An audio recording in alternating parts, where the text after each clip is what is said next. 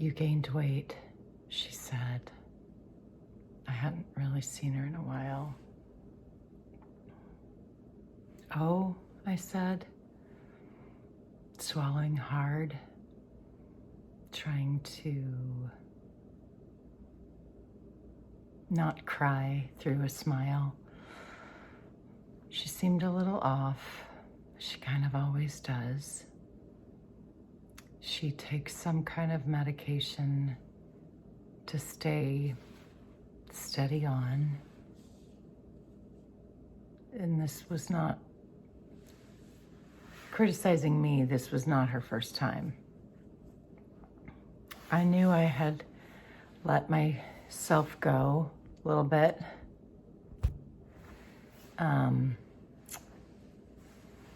Couple of reasons why. I knew I needed my hair done. You can see it's kind of whitening. It sort of has been for a while. But in that moment of her saying to me, you gained weight, I had to make a choice. The pull was huge to think about, have I? Or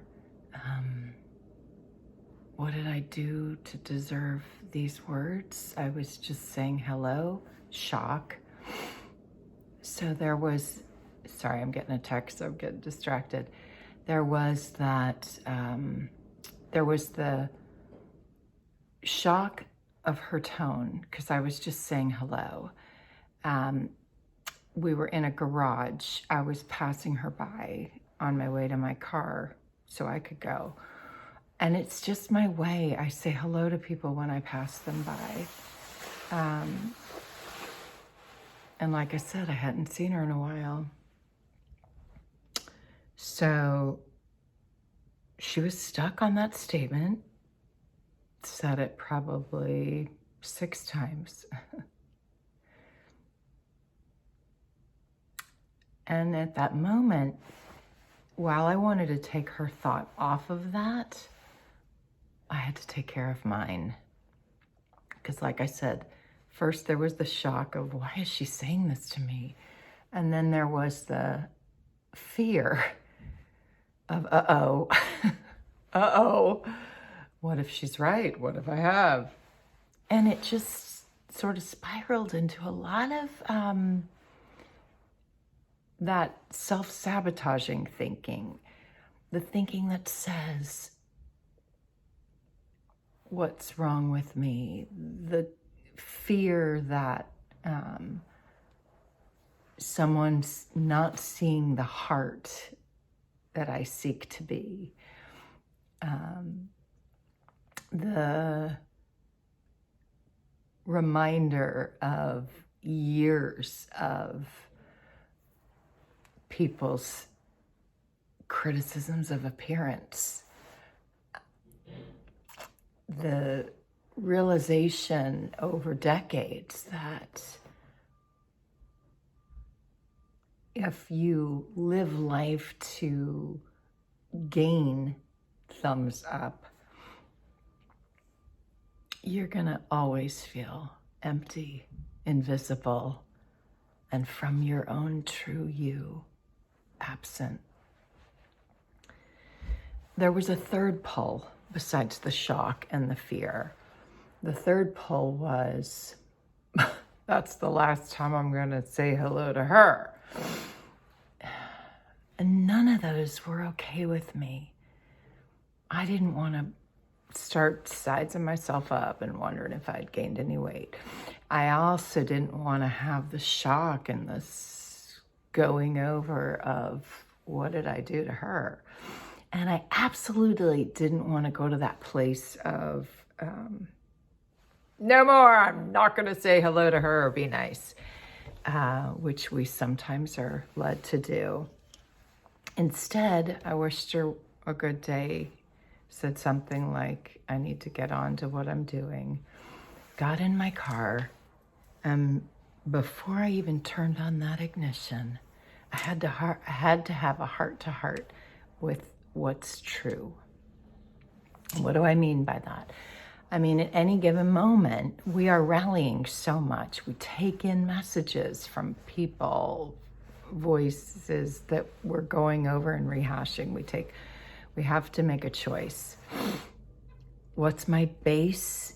What's my foundation? Where do I go in my thinking when I'm trying to reason? I have to start from the standpoint of I am one with spirit. Spirit is what is governing, not hatred, not evil. Love is what is orchestrating, not willy-nilly chance and vulnerability to, subject ourselves to harsh circumstances. Love is leading, love is governing. That is what I'm exuding. That is what I'm insisting is at the core of everyone's being.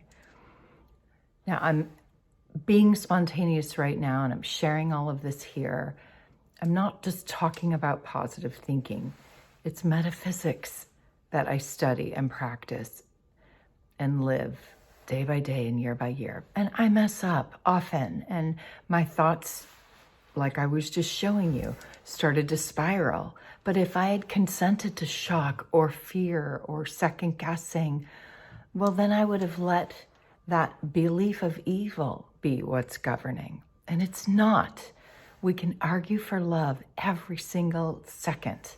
And in my car at that moment, I just had a heart-to-heart with love itself. Love, I know you're right here, governing me and everyone, everywhere, even though we can't see. Love, I know you're basing my being and exuding me. And I am that image and likeness, and so is she. She does not want to let her thought go to a dark place, and neither do I. And then, for moments I was still, but right there was that bugger of, the fear started to kind of, want to size up my body and sort of ask myself, whoa, have I gained weight? Do I not know? Blah. If you walk through that door, it's an ongoing enemy.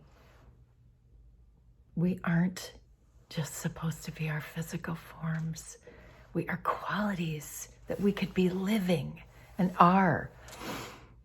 So this was a couple days ago, and I'm, not completely finished through praying through it yet. But if you watch thought like a toddler, it's going to want to crawl into where it's dark. And I choose instead to be surrounded by the light. And that's why I'm kind of filming this at the windowsill in my apartment. So you see the light itself.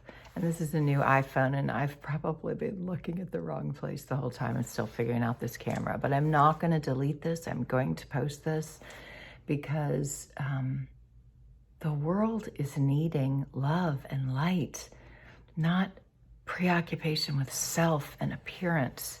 And I'm going to probably get my roots done. I was exploring with some white. It's fun, right? I think it would be really pretty if it finally grew out. I'm not so sure I'm ready to go there because for me, it's a distraction. Does that make me self-absorbed and self-conscious? I don't know. But, proving harmony, strength, courage, conviction is my goal. So onward, I had to share a moment here with you. If someone says something unkind to you, watch the pull to be shocked. Watch the pull to fear. Watch the pull to blow them off and never want to with them engage again. People don't want to be ugly and cruel and mean. And I don't know why they do it. That's worth a book maybe out of me. I've dealt with it my whole life. People don't want to be evil. People don't want to lash out. We all want to beam so brightly like these lights. And let our love shine out. My heart to yours. Don't be robbed of the good of this moment. Till soon.